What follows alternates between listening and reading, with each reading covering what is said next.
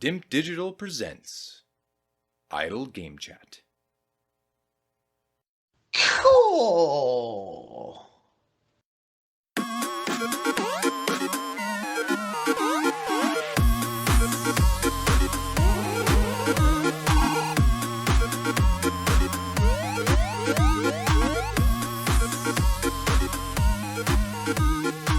Hello, apps here from Dimp Digital. Welcome to Idle Game Chat. This is the weekly video games podcast where we give our impressions of the games that you can play today and react to the latest news from the wonderful world of video games. We are here every Monday on your favourite podcast app and YouTube, absolutely free.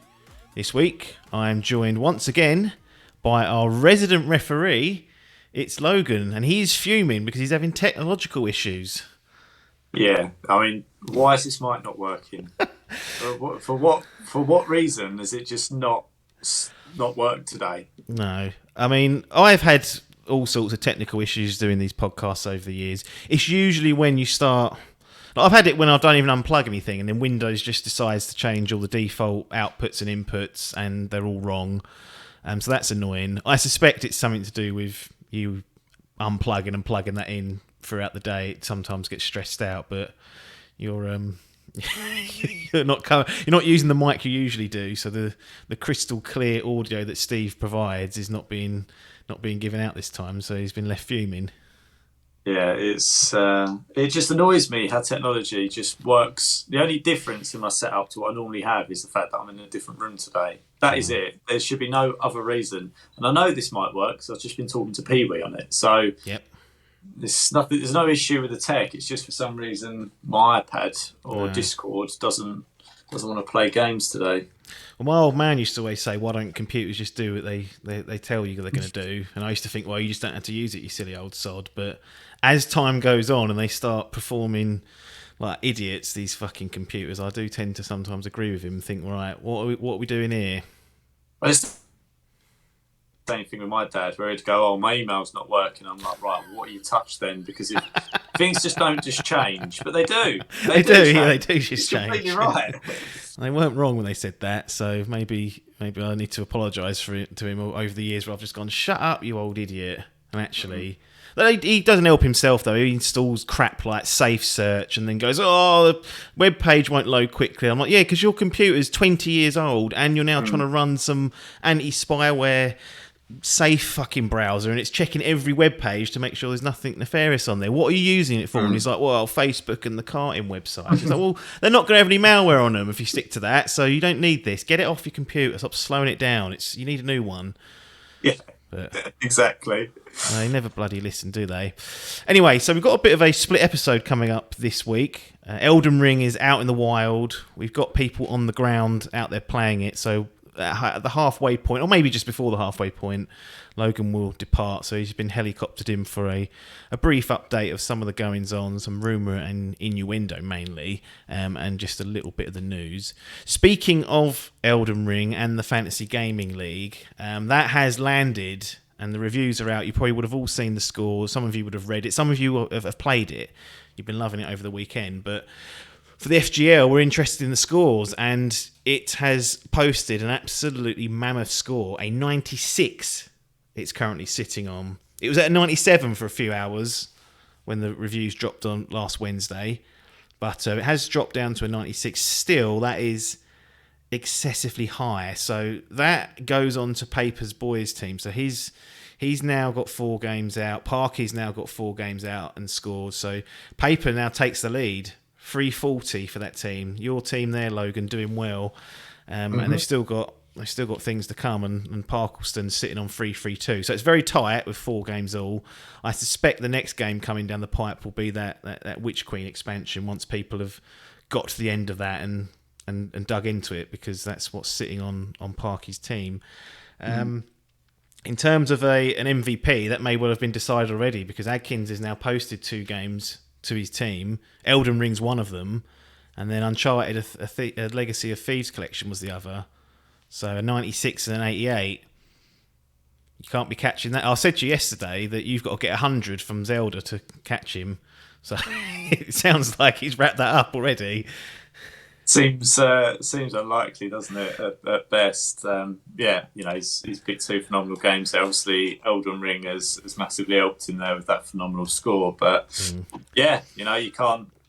What can you say when you pick two good games and you get scores like that? Then that's what can happen. Yeah, he's laughing on the way to the bank because he's got it in the Grand Prix as well. So his average is at a 92. It's only 2 games, but that's about as good a start as you can hope for your first 2 games. So yeah, we'll see how his season progresses as we go on. But that's just a quick update there. So a quick few news items. Not really too much discussion for these, more just FYI for the people involved. DICE Awards took place last week, and we posted our Dimp Digital Game of the Year on the bonus stage. So if you're subscribed to the feed, you would have got it automatically. It's just marked as a bonus episode. And so we went through our top 6 for the group and an eventual winner. But the overall winner of the DICE Awards was It Takes Two. So that has now bagged itself the Game Awards Game of the Year, and now the DICE Awards, which is like the industry award. I think GDC's next month, and that's just dev focus. So it'd be interesting to see if it can get the hat trick. In terms of other news out of that, Ratchet & Clank Rift Apart ended up with 4 awards. So that raked in the most in terms of multiple awards there, which is pretty good from their perspective. The Dimp crew, though, weren't too happy with that. I had to really fight to get that onto the nominees list. I don't know what they're playing at. I felt like it was harshly judged by some people, just being all right. I would have got it for my PlayStation, but it kind of the reception there kind of put me off it, and I thought, oh, maybe I won't bother spending. Cause it weren't cheap either, so I was like, maybe that's one that I can pick up on sale at some point a bit further down the line. Yeah, Family Game of the Year, Outstanding Technical Achievement. What else do we get there? Outstanding Achievement in Art Direction and Outstanding Achievement in Animation. So a lot of it's around the graphics, as you'd expect, and the performance. That was kind of the big hook of it. But yeah, that's kind of a quick whistle-stop tour of the DICE. Obviously, our friend of the show, Big Phil Spencer, ended up getting his Lifetime Achievement Award. So he's loving life. He had a big piss up after that. And Ed Boon, co-creator of Mortal Kombat, went into their Hall of Fame there. So there's some good stuff there. Anyway, our Game of the Year Awards is out if you want to find it. If you will have seen it in the feeds if you're paying any attention. So I would suggest you go and do that. We got a quick look at the PlayStation 2, or the PlayStation VR 2, sorry. They've still not announced the main thing, which is price. It can look as nice as... Silly money. Yeah, well, I think that's what it's going to be, isn't it? But until we get that, we'll discuss that further. But we had a good look at it. It looks nice, but the main thing about those headsets, they've got to be comfortable. And there's no reason to think PSVR 2 won't be, because the first one was actually pretty comfortable in the limited trials that I had. And then the biggest blower of the week was Capcom. They did a week-long countdown saying, look, something big's happening on Monday. And I was like, oh, could be Resident Evil 4, could be a big reveal of a big franchise, could be Street Fighter 6. Ended up being Street Fighter 6, and I was like, okay, that's good. And it was about 30-second CG, reveal. Just showed Ryu and another character whose name I've forgotten, and that was it. No other details. Logo came up, and everyone went, well, that's a load of old shit. If you're going to do a countdown, when you do a countdown, you're asking people to pay attention, aren't you? You're saying, look, something's happening at this time and this place. Be there, because it's going to be exciting. And to do 45 seconds of that was poor. So, Capcom, what are you doing? Is the real question that I've got for you. And I don't think they know sometimes. End up getting bought out knowing their luck. Anyway, the main reason, well, not the main reason, but obviously one of the big kind of rumour and innuendo piece of news, because it's not been confirmed by Activision just yet as we record this. It's been reported by a very reliable reporter in terms of Jason Schreier for Bloomberg. Very rarely does he miss and get things wrong. But the cliff notes are that Activision, and this is how it's written, Activision to delay next year's planned Call of Duty game. 2023 will be the first year without a mainline release in 2 decades.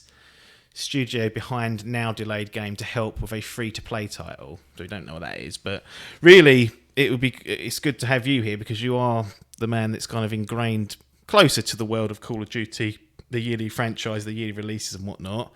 We're still getting Modern Warfare 2, which is the reimagining, I guess, of the original, much like Modern Warfare was. What was that, 2-3 years ago now? And they kind of... Yeah, it was. Yeah, I think it's 2 years ago. So we've had Vanguard, and it was Black Ops, Cold War, and then before that was Modern Warfare. Yeah, and these sort of reimaginings, they're not. I didn't think it was comparable to the first one. The story's completely changed. It's a completely changed setting. So those expecting a rerun of, I don't know, there's that famous level on Modern Warfare 2, No Russian, where you go into the airport and start blowing away all the civilians. I don't see that's going to be in there because it's going to be its own sort of modern telling of that, and I don't see them using the level called No Russian either, given what's going on at the moment. I was going to say that's not going to be used, is it? But so we're going to get that this year for 2022, but 2023, it's essentially a year off. Now, what do you make of this then? Because we've said before, I've said I'd love it for it not to be yearly because I feel like the game's quality will increase. But we all understand that this is the absolute cash cow of cash cows. It comes around every year. It sells 20 million copies easy, whether it's having a good year or a bad year. But it clear to say on this one, the reporting from Schreier is indicating they did this because they weren't happy with the sales of Vanguard, which still, I think, was at least one or two of the top selling games from last year. So I don't know what world Activision live in sometimes. What do they expect? What do they want? But this is... if this pans out to be true, this is somewhat unexpected, I think. Yeah, I mean, it's your point. It's kind of an easy money generator, isn't it, to just keep whacking it out every year? But it's... I've always wondered how long they could keep it up for. And I guess the way they've been able to do it is they've had 2 or 3 devs working on different titles and things, and that's how they can do it rather than having the same dev do it. But I think Vanguard perhaps was a bit of a realization to them that they can't. I mean, how many new ideas can you get for a start to reimagine that? I mean, it was only a couple of years ago that we had World War II, and then we had a couple of years in between that, and then we're back to World War II. And I think people are getting a bit fatigued of it, and I think I don't know. I mean, my gut feel or my hope would be that they're kind of going, do you know what? Before people start getting that sick of it, we'll make the decision ourselves and go, do you know what, we'll give that one a bit of a breather, we'll work on some other stuff, and we'll see if people have missed that and come back to it the year after. But it's, from my perspective, I don't think they need to do a yearly release. I mean, even if they hadn't released, from my perspective, they hadn't released Cold War and they hadn't released Vanguard, and they just continued to work on Modern Warfare for a couple of years, I'd have been fine with that. Yeah. Like this, from my perspective, I'm not sitting there going, I want that yearly. I used to when I was younger. I wanted that newness, that's something different, because I'd have already put 30 days into it or something by then. But I think it would be good if nowadays they could sort of stagger updates, game modes. It's things are much different to how they used to be. You used to buy a map pack for these online games, and you get them, and they'd be released sort of once every 3 or 6 months, and you get a couple of map packs, and then the new one would be out. But they're often rotating and doing things with all the maps and game modes and changing things up and doing stuff. So I think they don't need to do that yearly release to keep people as interested in the game. And arguably, I think the reason people lose interest in these Call of Duty so quickly is because they are so similar that, they even rerun nowadays a lot of the old maps, and either reskin or update them. So yeah, it's a welcome break from my perspective, I think. If you're sitting in that boardroom, I mean, and let's say Alan's gone to you and said, I need you to tell the rest of the board we ain't going to put our top seller out in 2023. So they might raise some eyebrows. I mean, in what world is this justifiable? Because 40% is the figure being touted that Vanguard was lower than whatever it was, Cold War, the world, whatever it was.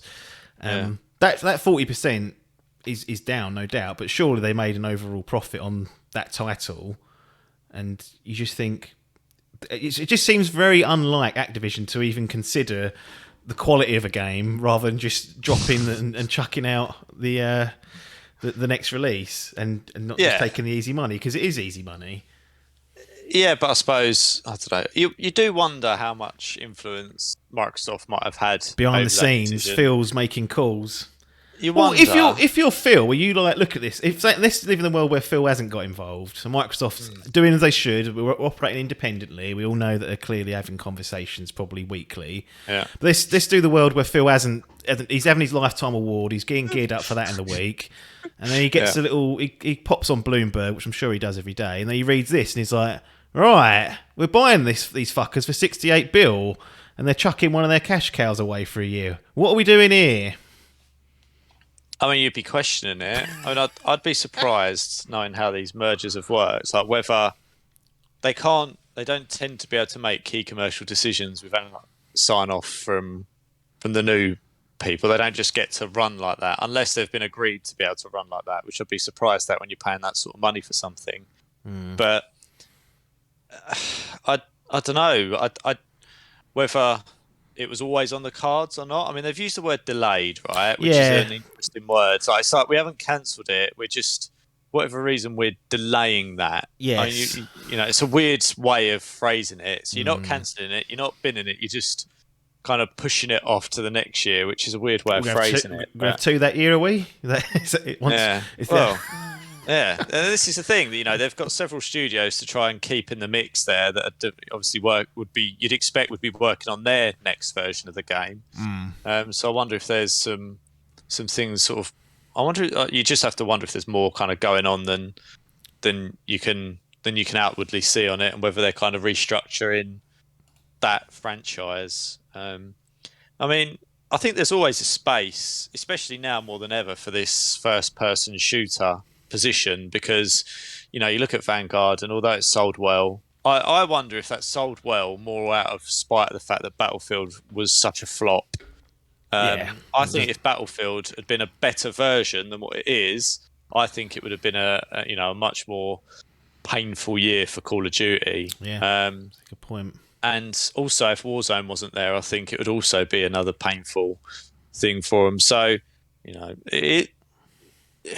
it's a difficult one to understand purely from a commercial sense, but as a gamer and from a pure gaming lens of wanting a better product, I think giving it a bit of a year's breather is a good thing. I mean, it's definitely, from my perspective, got franchise fatigue. It has evolved over the years, but not greatly. I mean, it's in a lot of ways there's been some improvement on it. You go back to like Advanced Warfare when you were jumping around like a lunatic. It just wasn't Call of Duty, so it's difficult to aim at them and say, well, it's exactly the same as it was, when that's what people want. But there has to be, graphically it hasn't moved on. You know, you don't play it and think this looks incredible or anything. If anything, it looks worse to me this year than it did 2 or 3 years ago. So they're not moving it forward into the next gen. But it'll be interesting to see what Microsoft do with it, and perhaps there's more to come on why it's been delayed. Yeah, I mean, just for those that live in the COD metaverse, this is Treyarch's game. So I know there's obviously in amongst the crowd they have their favourites in terms of developers.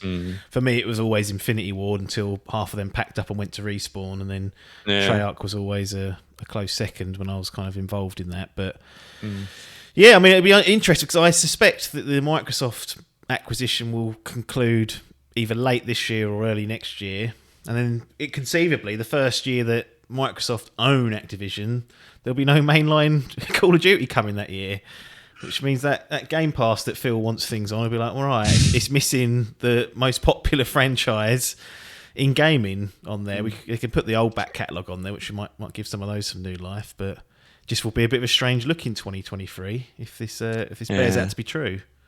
People won't be able to, just for the Fantasy Gaming League, go next Call of Duty game and bag themselves an 80. If people do that, I'm not going to correct them. No. They're going to be left to just rue that's not happening, and they should be paying attention to the news. Oh, absolutely, yeah. You can't tip them off. It's like if I this year said the next Zelda game and didn't really know anything about it, don't come out, you go, whoa. You have got Zelda. I know. So concerning. You need that to be 100. You can be the new MVP. Get that crown. Well, look, I won't overdo it for that. That is rumour and innuendo, and it's only last week I was making fun of people spending time on those news topics because of that fake insider that tricked people. So I mean, this is a more reliable source. This is, Schreier is well renowned. He has some strange opinions on games. In fact, he said something very strange about Elden Ring, which we talked about the reviews earlier. He said something along the lines of, one of the good things about this game is that it doesn't have a quest log. And last time you were on, I had spent 15 minutes moaning about Pokemon Arceus' quest log because it was badly implemented. He's saying Elden Ring works better without one, but what he found himself doing was writing it down on a bit of paper. I'm like, what? Would you hang on? So you think it's better without the quest log, but you sat there and manually wrote one up? Surely that means you want a quest log in there. Seems a bit obvious, doesn't it? Really, I don't understand how people don't want help with this sort of stuff in a game. I really don't. I don't know. Some strange drugs out there must be that I'm not privy to, but that's another conversation for another day. Anyway, we're going to transition now, hopefully with Mr. Pac-Man Adcock or another, in case something's gone wrong, member of the Dimp Digital team, to talk about their early impressions of Elden Ring. So they've been cracking away at that for the weekend. So we'll see you on the other side.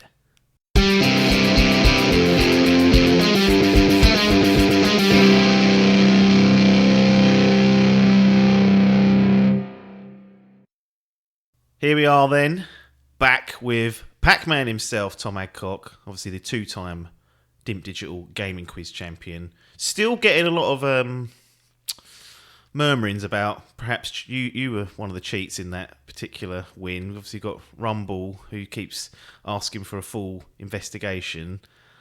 I've not sanctioned it yet, but there's definitely people wondering, is all I'm going to say.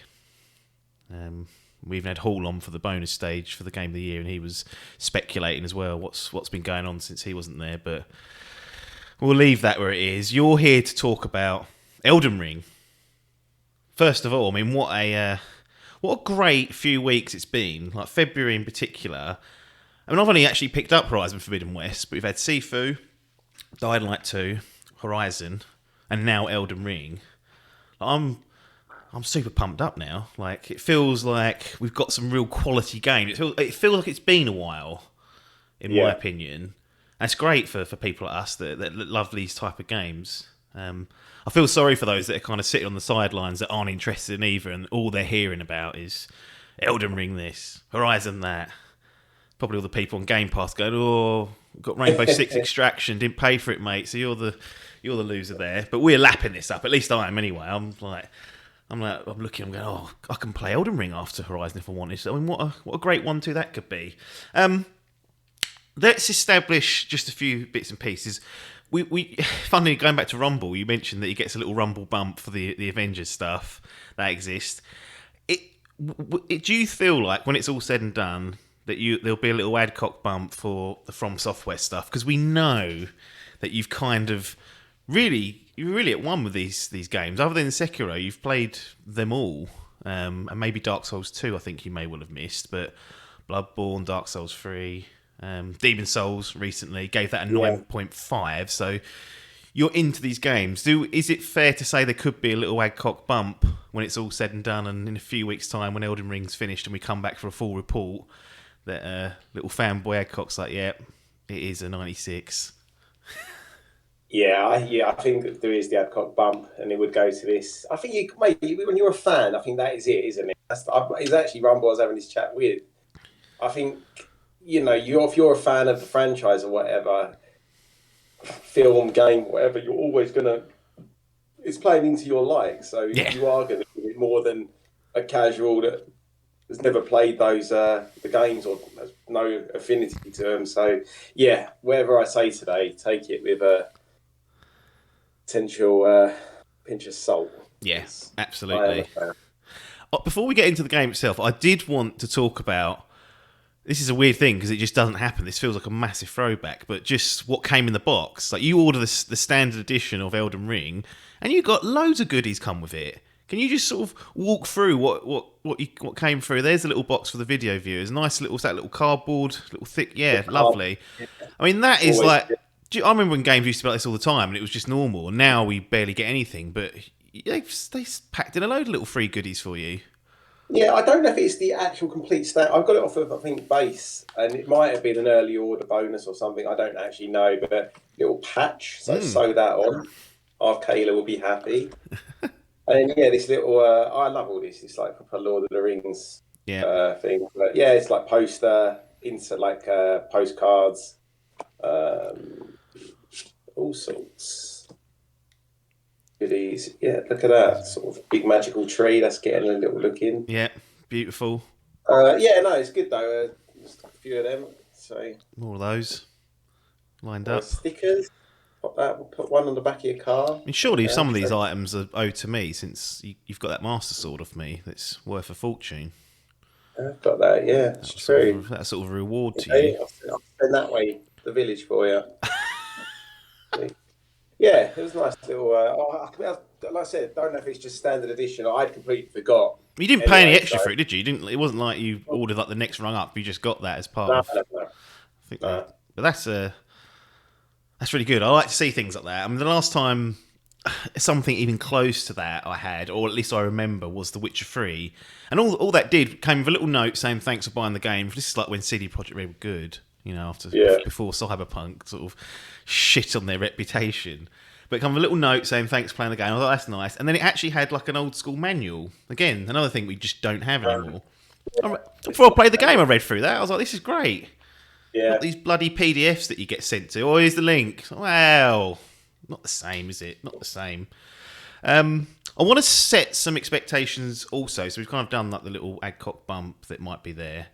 But also I want to get into your perspective on potential technical and performance issues, because, and correct me if I'm wrong here, but my assumption is that unless it's horrendous, you yourself either not really going to pick up on it, or it's not going to bother you as much as it would someone like me who's really quite picky and pissy around frame rates being stable. I feel like you're able to actually enjoy games more that have a bit of technical issues there. Is that fair to say, or are you starting to sort of get into that mode, going, oh, I've put Guardians on the 60 FPS performance mode, so I'm Digital Foundry Adcock?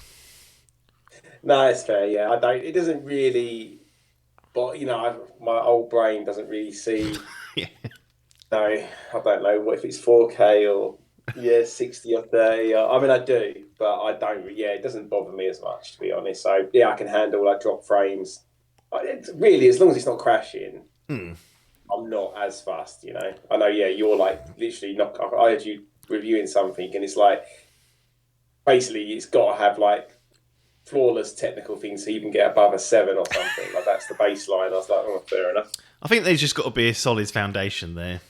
Most like you though, I do forgive like certain things, but if it's crashing and stuff, that's unacceptable. But yeah. I absolutely think that, or I prefer it when games are just technically sound. And with Elden Ring in particular, the reason why I kind of brought this up is there have been consistent murmurings about performance issue for Elden Ring. That didn't. I didn't see the scores. It's sitting on an OpenCritic 96 at the moment. It was at 97 at one point, which would have, put it alongside Super Mario Odyssey on OpenCritic. I know you absolutely disagree with that particular high scoring, but that's the way it is. But I didn't see a lot of this being called out necessarily as it being an issue. But having played Bloodborne, having seen Sekiro, having seen Dark Souls 3, I know that this is sort of their Achilles heels in some ways. Like the games look great, but often they run or have some issues at least at launch. And there appears to be issues across current gen consoles and also PC. I mean, PC, Digital Foundry have put their video up, and it's kind of played with this stuttering issue, which hasn't been fixed yet. And they specifically asked Digital Foundry to wait until the day one patch had gone in before doing their videos, and it hasn't resolved it. And then on the console side, From Software, in my opinion, are making just like rookie mistakes. They leave uncapped frame rates on. So we get a variance between 30 and 60 in both like the quality or performance mode that's there. They do not lock the frame rate, which is just bananas to me. Like you could have a stable... So for someone like me, I always say stable 30 and I'll be happy as long as it's stable. I don't want things fluttering between 30 and 40 and 60. Like, just I'll take the lower barrier as long as it's stable. Yeah. And they haven't done that. I don't know why they continue to do this, because there's no need. The game would run nicely at 30, but there is a especially with this generation, I'm becoming much more accustomed to stable 60 on the console side. And that makes a huge difference. I was fiddling around with it the other day on Horizon Forbidden West, and you turn it back to the quality mode, which is the lower frames. It's like mud. Showed Biff that little trick as well, and it ruined it for him. He can't go back to that mode. He has to have performance on now. So you can feel it. And the bizarre thing about Elden Ring is that the smoothest way to play it at the moment appears to be downloading the PS4 version on your PS5 and playing it in back compat mode, where it's running at lower resolutions, it's running with sort of lower density on grass and other sort of assets in there. And there you get like a pretty close 60 FPS because it's got more guts and headroom. It's not an option for PC players. They've got a specific stutter issue that's occurring. And Xbox players, it is somewhat mitigated because VRR is present on the console. So if you've got a display that has that, it will smooth things out. But it's a bit of a damning indictment for me. I think wrongly people make out that From Software's games are flawless. You know, there's nothing wrong with it. If you say anything bad, you just don't know how to play. It's like, look, I think even the hardest of the hardcore fans could recognise that they could be doing better on this front when it comes to sort of technical stuff. Good thing is all this stuff can be fixed and further optimised. This isn't design problems. It's not anything like that intrinsically damages the game. Like, we could see in a couple of months that all this is smoothed out. I do have to question though how the scores sitting there on a 96 alongside Zelda, Red Dead, how those scores are sort of popping in when what I believe to be fundamentals kind of being stumbling and stuttering with. But I just want to get your take on that and whether that's actually you've noticed any of this at all, because you must have seen the chatter. There's been a few little articles shared in the Dimp group, but for you as a player, you mentioned earlier sort of old eyes, old brain, all that stuff, it's not really registering. Have you noticed any of this? No, I've had no problems at all myself, and I haven't noticed any like dips in the frame rate, or I didn't know it was like they had that uncapped thing though. That seems a bit odd to me, but yeah, no, performance has been fine. It looks good. It's probably not, it's not as good looking as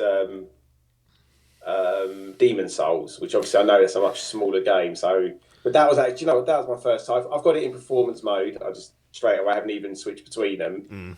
But yeah, that was, when I first loaded it up, I was like, "Oh, this isn't as pretty as I was expecting." It's crazy, isn't it? But I think that is because I think Demon Souls was probably one of the best looking games I've actually probably ever played, to be honest. It's stunning. Well, it is stunning. Like, the detail is incredible. I've noticed these actually as I've kind of gone through the game a bit. Some of like, I feel like they pick and choose, like some of like the castles and things where you'll spend a lot of time. They go high, like massive detail in there. Yeah. And it does look nicer. I just literally done that thing where I don't know. Do you know what? It's a little. Actually, yeah, I'm kind of going off piece a bit here, but I will just go with it. You were talking. You were saying that how no map and bring a guide. Basically, like, this game, people love it because they strip it back and there aren't markers on the map, so you just explore yourself. You can leave your own markers. There's no waypoints, things to go. What I've noticed is this is a Tom thing, really. But like on things like Red Dead, what I'll end up doing, beautiful world. I forgot how good my niece is playing that, and I was watching her, and I was like, I forgot how good looking that game is. That's a good one. What I do is I ignore everything that's going on, and I'm just looking at the little mini map, run into my next waypoint, and that's it. Whereas I do feel like on this, I've noticed a couple of times where I have just sort of studied, like, looked and gone, fuck me, that looks nice. Like, basically, I got to this castle. There's all like the sort of flag standers out, all like waving in the wind outside. I was just like, fuck hell, this bit looks lovely. But yeah, and I feel like some of it, like other bits that are a bit more barren, I don't know. It just hasn't got the level of detail. Isn't like uniform all throughout. There's clearly areas they put more effort into, I guess. Yeah, I mean that's always the way. If they have to pick and choose the battles, like random rock in the middle of like the wasteland's not going to get the same detail as castle/dungeon that you're about to enter. Same with the bosses; they're Exactly. always going to take priority, aren't they? They're always going to make those things look good. How many hours do you think you've played of Elden Ring roughly? I mean, I don't know if it has an in-game timer, but if it did, you probably haven't noticed. But I mean, you've had 6 hours, I think. That's okay. So a fair old whack of it. Lovely. Yeah, Excellent. So what? delivered. There we go. Sort of got his little dinner. Right, dessert. What's that? I've got to try and eat this now. It's on camera. Ice cream, hot chocolate brownie. Christ, don't even get dessert in this house. So count yourself lucky. What did you think then when you woke up Wednesday? Wednesday afternoon it was. Saw the scores rolling in, and it was like, one of the best games ever made, etc., etc. Given you're only 6 hours in, it's impossible for you to kind of realistically judge either way. But are you seeing even this early, like how that could be possible if things keep going the same way? Or are you a little bit kind of like, well, it's good, but I'm struggling to see why it would be top 2 games that have been reviewed in the last sort of 10 years? I mean, I was really excited on Wednesday. Like, I pre-ordered the game anyway. I knew I was going to play it, unless it was cyberpunk shit show, and even then I'd play it just out of curiosity. Yeah. So I knew I was in. Other than seeing a couple of trailers, I really haven't. You know, there was obviously that 18 minutes of gameplay they showed. I didn't really even watch that. I skimmed it, watched like a couple of minutes, and turned it off. I didn't really know what, apart from its open world Dark Souls. That's all like kind of new. I didn't really understand how it would work properly, because obviously how intricate those games are. Yeah. So anyway, when the scores started dropping, I've got to say it's the first time I still play games a lot, whatever, but I don't really often get that excitement. When you're younger, like I used to absolutely buzzing a midnight release for Resi. It's sort of. I don't get that often, but it happened with Skyward Sword. It definitely didn't happen with that. It happened with Breath of the Wild when I saw those scores drop. I was like, oh my god, it's going to be special. And on Wednesday when these started dropping as well, I was just like, do you know what? I'm legit excited now for Friday. I can't. So, that was that. In terms of how good do I think it is after 6 hours? I mean, it's weird. I mean, basically, it is open world Dark Souls. So it's, like I said, I didn't even know what to expect. Because how does it work when you can just run away? You don't, you ain't got to fight. Yeah, if that big dragon drops and you don't fancy it, you can just ride off and be like, I'm been in that. Because obviously in those other games, like generally speaking, you kind of really want to clear out an area, because most of the enemies, unless they can't fit through the doors, they'll follow you. So you're just doubling up, and you definitely don't want to be fighting, as like in these games, even the most useless of enemies. Yeah. You take them lightly, they will end you, and you do not want them like ganging up on you.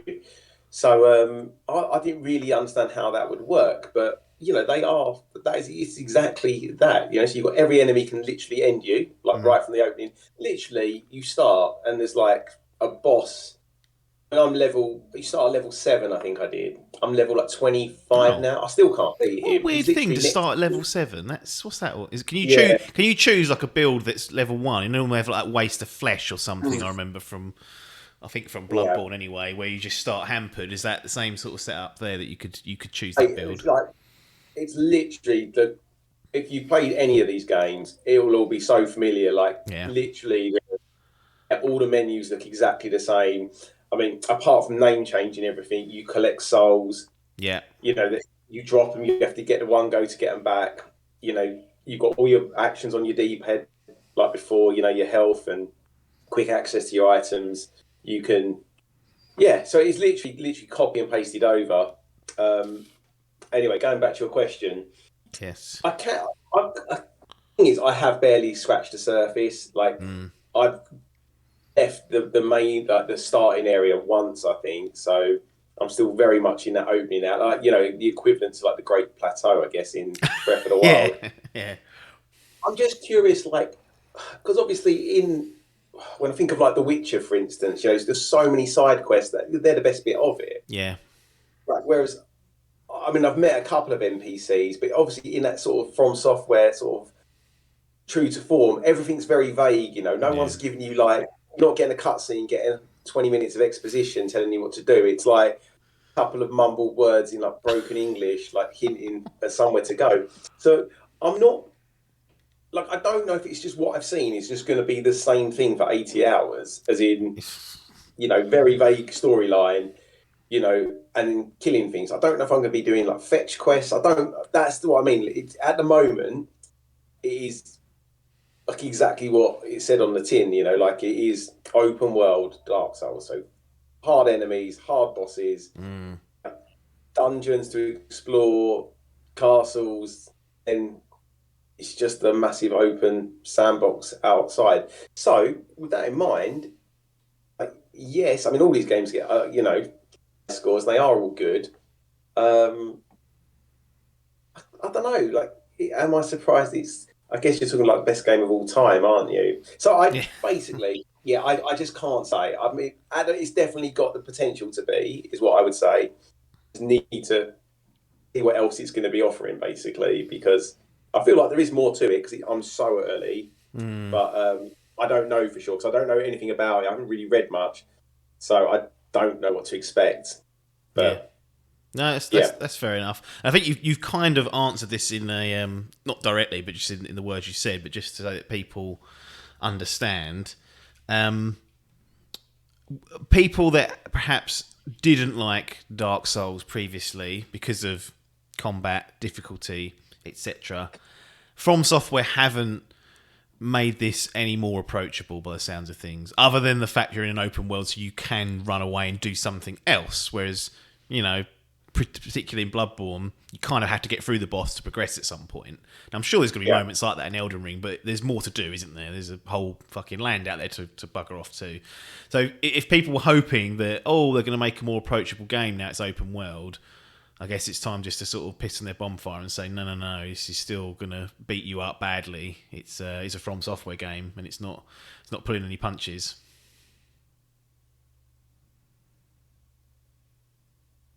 yeah, so basically, is this it is more approachable, and for exactly that reason you said. I mean, look, if you don't like the combat, if you just didn't gel with those games, nothing's going to change. Is it going to convince you to play it and like it? Probably not. If you didn't like Bloodborne, Dark Souls, etc., it's the same. But I think that's the thing. I think with those games, from what I understand, people will get so far and then just be fed up of fighting the same boss for, you know, several hours. So they'll just, enough's enough. Like, 7 hours, whatever. I'm not doing this anymore. Whereas exactly what you said, on this, there's always something else to do. So if you get stuck, you can just ride off in the other direction. And then obviously you'll be leveling up. And then so more naturally you'll come back. And then you should get through, you know, because to be honest, that's one of the reasons why I never played that Sekiro. Because it's actually it's skill based. I don't think you can, I like these games. I'm not particularly good at them. But often when I've got stuck, I will just grind it out and, overpower myself and get through that way. So I'm sure I'll be doing that loads, like in this. But yeah, because of that reason, I feel like it is probably a good place to jump in if you played these games before or haven't bounced off them, basically. But like I said, if it's fundamentally not your thing, it's not going to change your mind. Do you know what I mean? It's not. Mate, you can go around picking up resources, doing busy work now. Just pick up little petals or whatever. So crafting, got all these things that people love. Combat-wise, I've only seen the videos, not played it, but it felt like it was more of a Dark Souls than a Bloodborne. Slower, for better or for worse. Correct? Or have they got their own kind of style here? Does it have its own identity? Or does it feel like an extension of what the Dark Souls formula has sort of been for free games? Yeah, very. It feels a lot like Dark Souls 3 3, I'd say probably it's the closest to. Yeah, and it is like literally again copy paste. Really, you can like I don't think you could do this on Dark Souls. So you obviously have your left and right arm. One defense shield weapon in the other. You can like get 2 swords. You can dual wield them. I don't think that was possible in the game. So you got a lot of like it gives a lot more attack options, I guess. And then obviously, I guess a huge thing is now you can fight on the back of your horse. Like so. Oh yeah. That's so you'll often get like other like horse born enemies, and they're a nightmare if you're on foot. So you want to be getting on that horse quick. So that's new, but yeah, it is essentially the same thing. So it is more like patient fighting. Just looking for that weakness. You haven't got the born where it wants you like forces you in because you haven't got a shield, and you're actually rewarded there, weren't you? Like you would get your health back from like you took a hit. If you got a hit in within I don't know a second or two, you would actually get some of your health restored. That's it. Yeah. This is much more like shield up, wait for that roll around, wait for the opening, and get a hit in and go back to it. So yeah, that is the deal. Excellent. Do you remember what kind of build you set off with? So there's like half a dozen classes. I don't know how many are there, but did you do any research as to what one you felt would work best for you, or did you just go with your gut in the game? What did you go for and choose? So I actually just randomly. I normally do my little research and pick one that's good for like people who aren't good at the game, which tends to be like a pyromancer. Having that sort of magic. Yeah. Because then obviously if you can get a couple of hits in before those enemies can even get at you, then that is really helpful. Bit of range. But, yeah. I just went completely random. I chose the hero class. I don't really even know what that meant. No. From software, I don't think it tells you a lot. So yeah, that's my class. But to be honest, over the course of however many hours this is going to be, I think you can completely rebuild and rebuild from it's literally just a starting thing, and it's up to you what you do, what you put your points into, and what weapons you get and everything. So I'm sure I can sort of as I go along, but happy enough so far. Excellent. How are you? Obviously, their previous games designed quite tightly, sprawling, but very clever design, and the great moments when you unlock the shortcut and realise it's round the corner from where you started, and it's just that moment. Now, I'm sure that's possible in this when you go to visit things like the dungeons or the castles, that sort of element's still there. But because it's a open, broad world where you can just sort of wander, there's no shortcuts to be had there other than fast travel, it is going to be what it is. Are you at all concerned that you'll spend a bit too much time in this sort of open world where the design is there? Let's not say it's not well designed, it clearly is, but you're going to be restricted to those kind of great moments just to when you head off to a castle or a dungeon to tackle. Is there any concerns from your perspective? Because you're coming sort of not hot off the heels, but Demon Souls wasn't that long ago, and that's a very different game, much more scope wise down, but again still got that kind of design philosophy. And then here you've got a big open world that you're expected to kind of comb over in between those moments. It's a different flow, isn't it? Yeah, very much so. I mean, I don't know. It's a nice. I guess it is a nice change because how many times, as much as I love Demon Souls and the Dark Souls games, I mean, they have been done to death, I guess. So it is a natural, like, evolution of that. So I think it's fine in that respect. Also, I mean, I know again I've only scratched the surface, but like it is so big. There is so much to see in the open world, and like so many like caves that then lead into a dungeon. Like there is something around every corner basically. So I really haven't like noticed that yet. And then I guess the castle at the moment. I think it's called Storm Val Castle. And it basically just feels like, it's gone straight into like Dark Souls. And I'm like, okay, this is really familiar now. Like there's, like the bonfires in the castle, and giant knights. Like I've unlocked a shortcut, so it is all still there. Obviously, I could have gone pretty much. I had to get through a boss to get here, but essentially that could have been the first thing I'd done. So I'm like, I don't know how many things are like that in the game. Yeah, but I feel like you really have, you've got the best of both worlds, really. Like you're into open world game, and you like those games, then if they've melded them together so well, like it's Well, that's kind of like it's interesting because it is a complete change of tact. And well, I guess my next question is, how do you navigate where to go? Because there's no quest log. I took the piss earlier out with Logan about Jason Schreier saying, one of the great things about Elden Ring is it's got no quest log. It's not. But I advise you that you get a pen and paper and write down your own quest log. And then he said it would be worse off if it had its own quest log. And I'm like, hang on, you're manually writing one down because it hasn't got one. So don't lie and say it's better because it's not got one. You've had to fucking set up a notepad document. And people say silly things. It annoys me. But obviously that's these games do not hold your hand. And now the scope is infinitely bigger. The previous games, you can easily get lost and not know where to go. But in hindsight, when you look back, you're like, of course it was down that alley. Of course it was that way. Here, you could, I'm assuming, you could just wander off in a direction that's not related to it. They must have designed this in a way that you can kind of...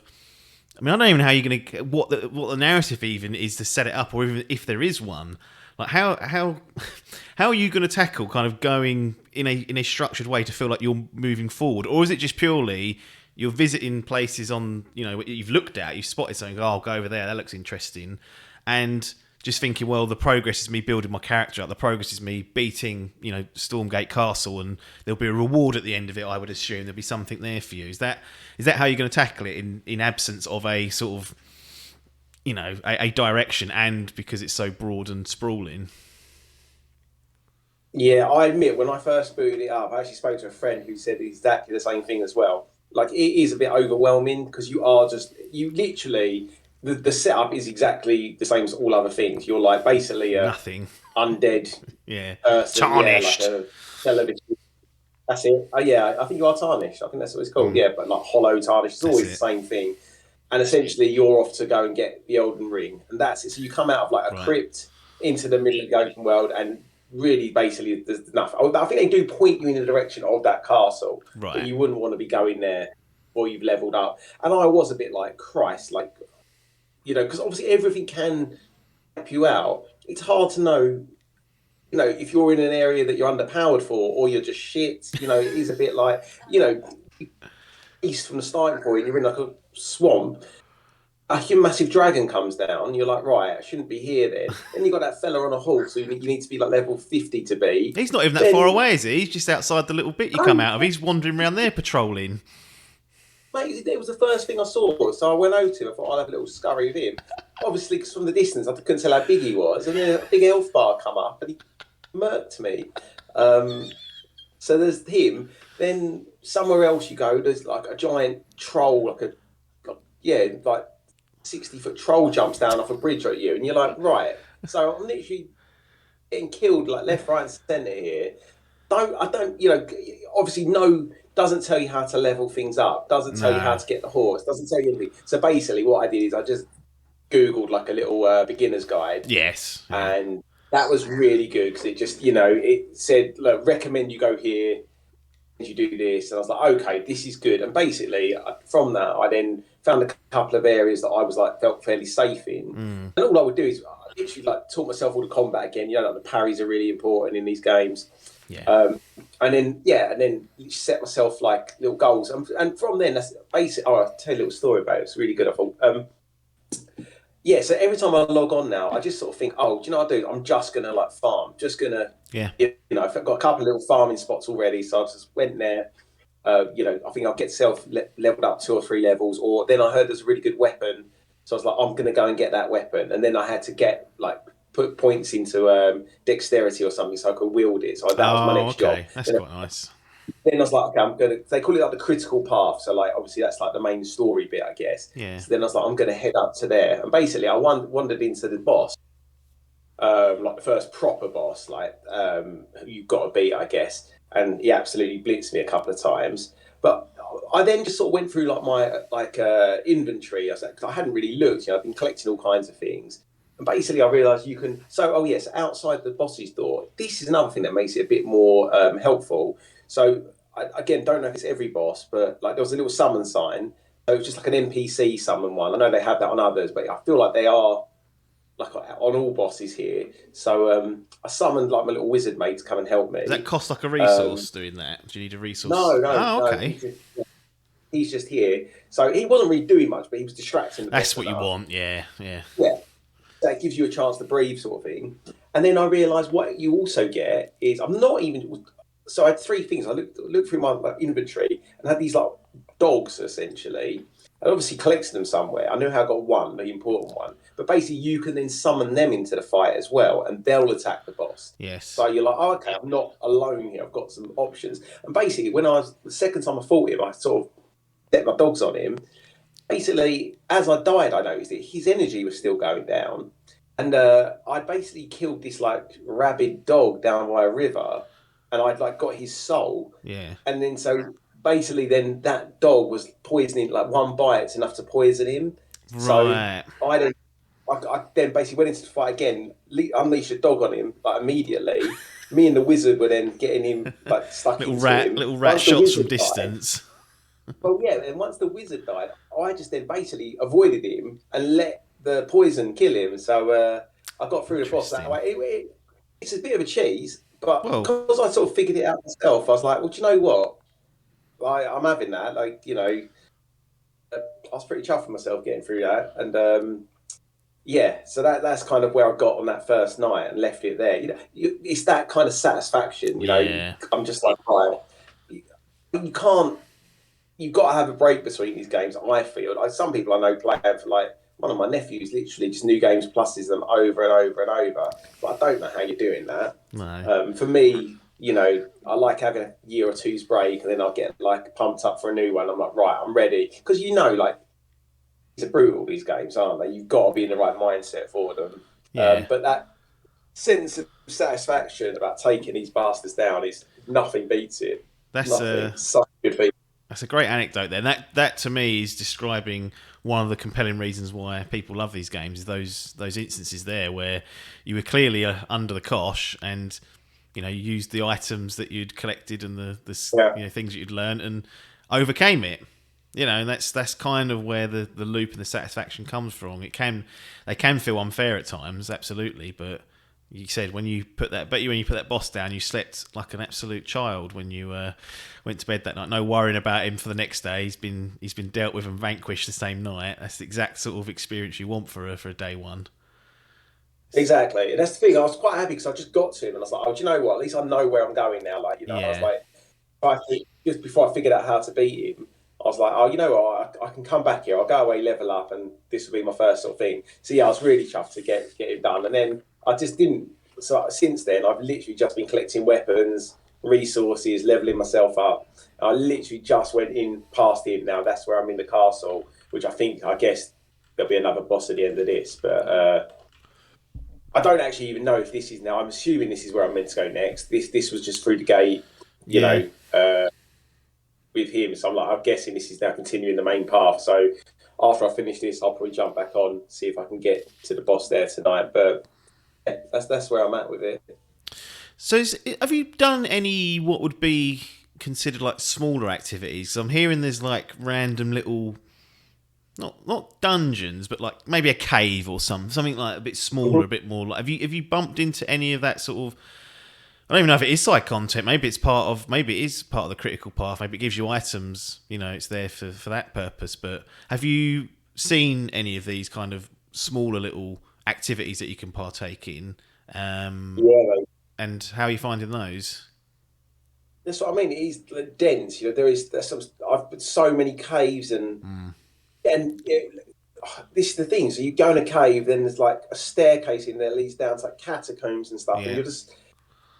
I was a bit overwhelmed by it all because I was like, went into like a little cave that then led into like under like some battlements for a castle or something. And I was like, am I meant to be in here? Is this now part of the actual game? So I just felt like I stumbled on it. But yeah, I think it's just massive. So yeah, I've cleared out a few like caves and encampments, like some ruins. I met Patches. I don't know if you remember from Bloodborne. He was a spider in Bloodborne with like a human head. Little bald fella. He tricks you.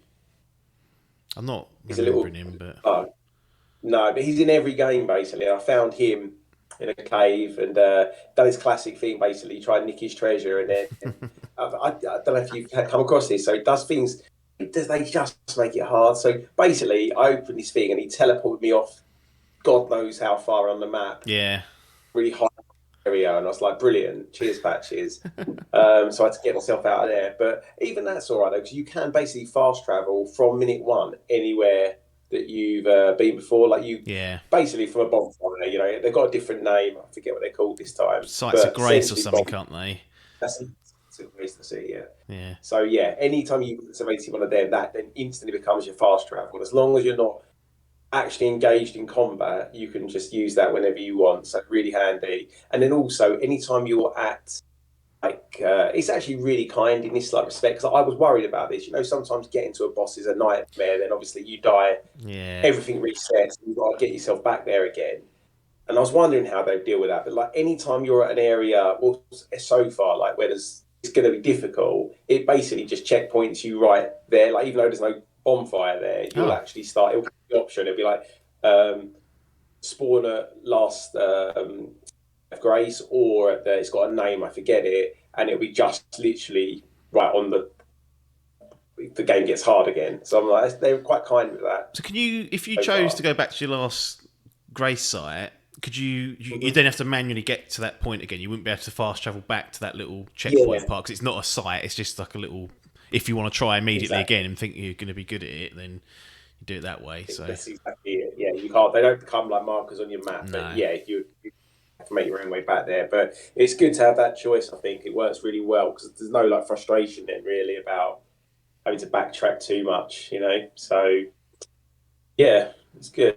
So I've seen that there's a very light, and I don't even know it's a waypoint system, more of a suggestion of where to go in the form of a bouncing light that you can follow, and it's supposed to, I guess, direct you to points of interest. Maybe not the critical path, but more so that if you're near something that will have a reward and a battle to be taken, it will take you there.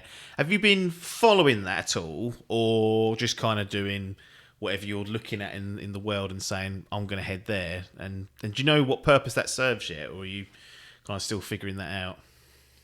Yeah, no, I've seen it. I think it's exactly as you say, though. It looks a bit like the thing in Shadow of the Colossus, literally like a stream of light. I forgot about that. And yeah, I think, I don't know how as in it was pointing towards the castle to begin with. Yeah. And then I feel like it then carries on. I don't know if that then gets you all the way through the game. That's all. I don't feel like it would be that simple just to follow the light. No. From what I understand is if you were to go far enough, sort of, say, east, away from the castle, it would then start pointing to something that's nearer to you in that area. That's my understanding of it. It's kind of it's based on your proximity to certain, bits and pieces. Yeah. But yeah, no, I've just been wandering around basically. But then, yeah, so far I've just been wandering around. And then when I but sometimes I feel like I'm going to go explore, just set off in a region, go see what I see. Then other times I think if I just want to level up, if that is my goal, rather than do that, because then obviously, you don't want to be losing 10,000 souls you've just collected, getting some random character just come out of nowhere. And I think obviously things literally, this giant crow killed me once. And literally ripped me off my horse and just killed us. Obviously he's in the air. I didn't know he was there. So I'd be livid. If I'm just going to farm and look for upgrades, I've found a couple of areas that are quite good just for doing that. So I'll be I'll just hang around here because I know it's safe. If I die, I know how to get my souls back and stuff. And it's actually quite good because it's a human enemies. Seems to be the story's vague, so I don't know who they are. What they're dressed in classic medieval armor stuff. But basically, they will fight the monsters that are around as well. So I found a Okay. spot where having like a fight amongst themselves, and I can literally sit on top of the hill because he's like they're almost like T-Rexes, like 7 of them, and all the men are fighting them. And if they die, either side, you collect the souls because you're in Nice. the vicinity. So you can literally sit there, like pick off the men if they, wander close. Yeah, it's a nice way to upgrade without any danger really. But obviously that scales, so it Yeah. takes longer and longer. So now I'm at a point where really I need some like harder enemies because Yeah. otherwise I'll be sitting every day. So Need some fresh find meat. out. Start getting a Yeah. bit more efficient at it. Anything, because this is all pretty positive at the moment. It's all sounding like you're enjoying it. Is there anything that you're maybe not disliking, but you're not sure of, or something that's not that you maybe not sticking for you as what you'd hoped, or is it all sort of got nothing really bad to Not say? so far. No, at the moment it's really positive to be honest. It's just come at such a nice time. I haven't played anything for a little while really, not a proper game. So I was like looking forward to it anyway. Then the reviews drops and I was buzzing, and now I'm just it's great because it's all the things I like about Souls. All like the familiar things. So I'm like, okay, I know kind of where I am. But then put it in this open world setting, I'm like, oh, okay, now I really don't know anything again. Like Yeah. it's I want to relearn everything, and like, I'm playing it like along with a few friends have got it as well. Instant thing, we're just I'm speaking to people I haven't spoken to on the phone for like probably since Demon Souls come out. Like we're ringing each other up and saying like, have you been here? Is sending each other maps, like telling each other like areas of interest and stuff. And I'm like, I'll probably message Jason Schreier later and be like, mate, check this cave out. Look, and your little log. I just really like it. It's really exciting. Like when you're just thinking about the game, even like now, I'm like, oh yeah, I know exactly what I'm gonna do when I jump on. And like it's not often I feel like when game, TV show, but when all I want to do in my free time at the moment is play this game. Yeah. So I'm like, okay, cool. It'll be interesting to see. No. Yeah, that's good. I mean, I'll be interested to see how. I heard it's a big game, and in fact, a lot of the reviews, or many of the reviews, I should say, I don't know if it was the majority or not, but the ones I was looking at had openly said we've not finished it. We've been playing for 80 hours and we're not done. And I was like, bloody hell. I mean, that's a mixture of length and difficulty, no doubt. I think I remember you saying like you did Demon Souls in 50 hours and your nephew did it in like 20. And he was like, yeah, that sort of shows that you're struggling with it. But I'm wondering, because that's a lot of time to spend in any game. Like how can it hold up for that long? Because I always, particularly with Bloodborne, I was glad to see the back of it. Not in a necessarily a negative way, but you just kind of the relief's there.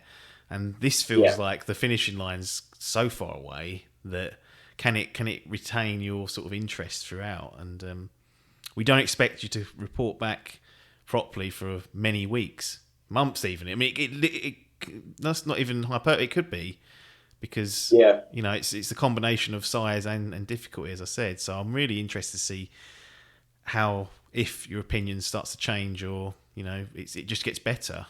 Perhaps it just keeps going and going. You're like, just more. I'll play it all year if I have to. I'm fascinated by that because that's like I said. At the moment, it's honeymoon period. I guess, but it's what I didn't know what to expect. But I guess it's what I expected. Yeah. Whereas I don't know if this would still feel as satisfying 80 hours plus down the line because that does sound.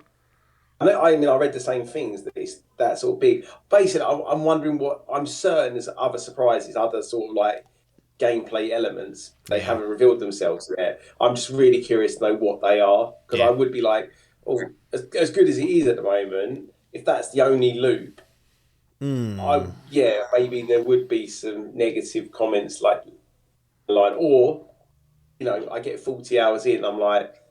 Seen enough, I've had my fill with it. I don't know, so I'm curious to know what else it's going to sort of throw at me.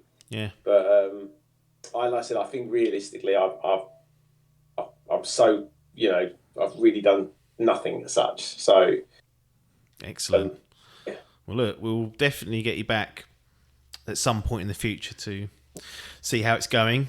depending on how long it takes, maybe we'll do a mid-game. Well, we won't know if it's mid-game, but a sort of in-progress check-in, and then get you back when you've decided to put it down, whether that's at completion or whether that's at some point before completion. So we won't labour the issue today, but I'll let you get back to hitting some Elden Ring and roaring around as a undead Tarnished.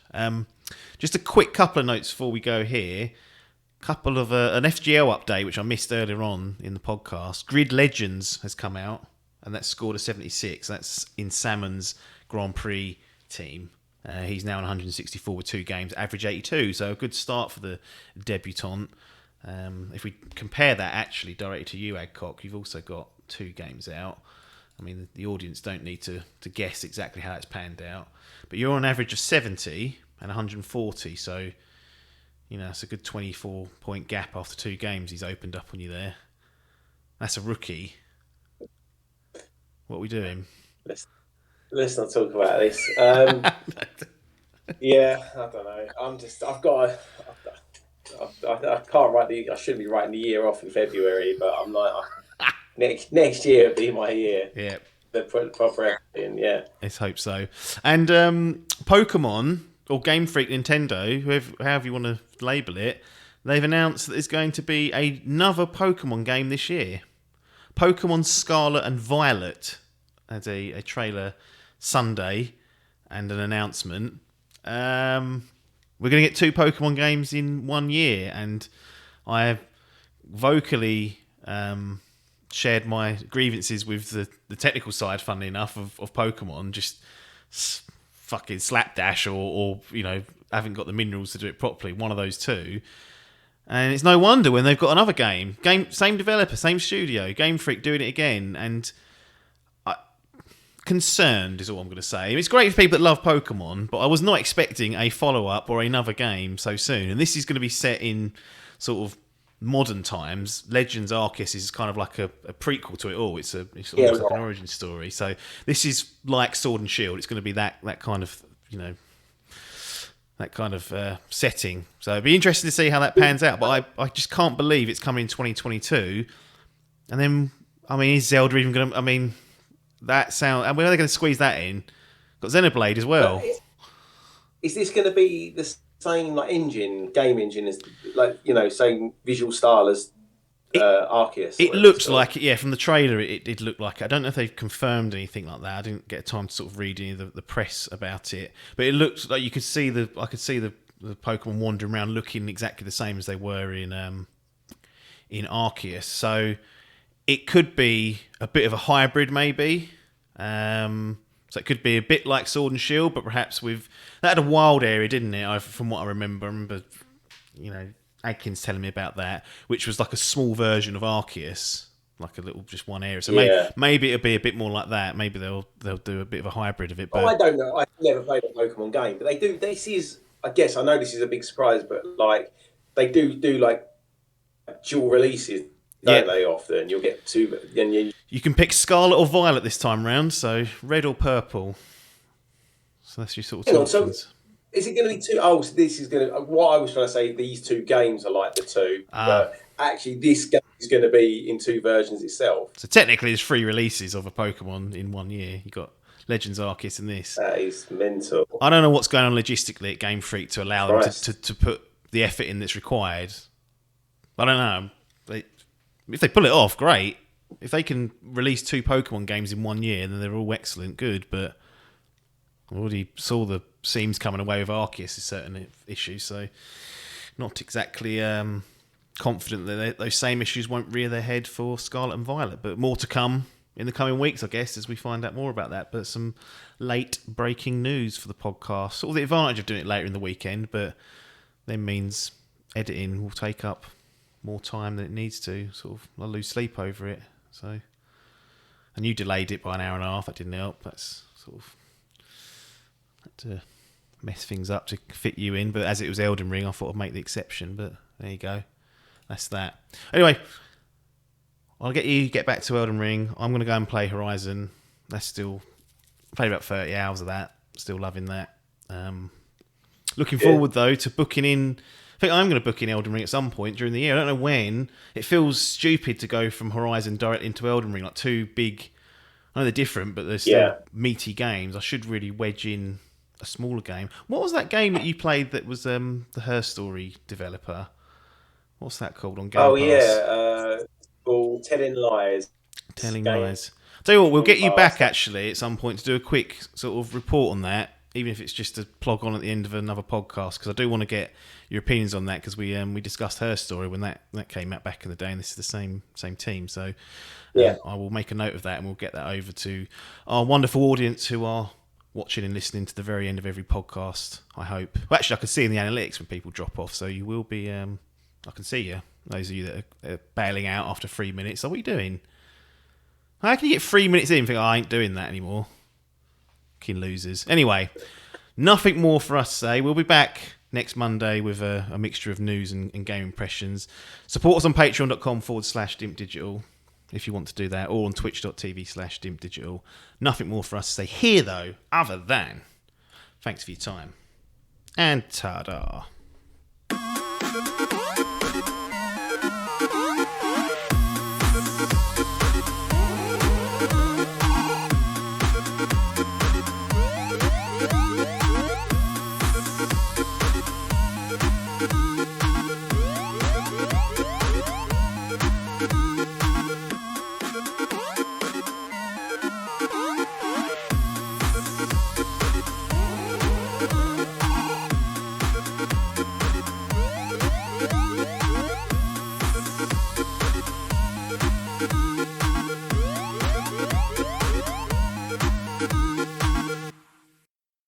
This was a Dimp Digital production.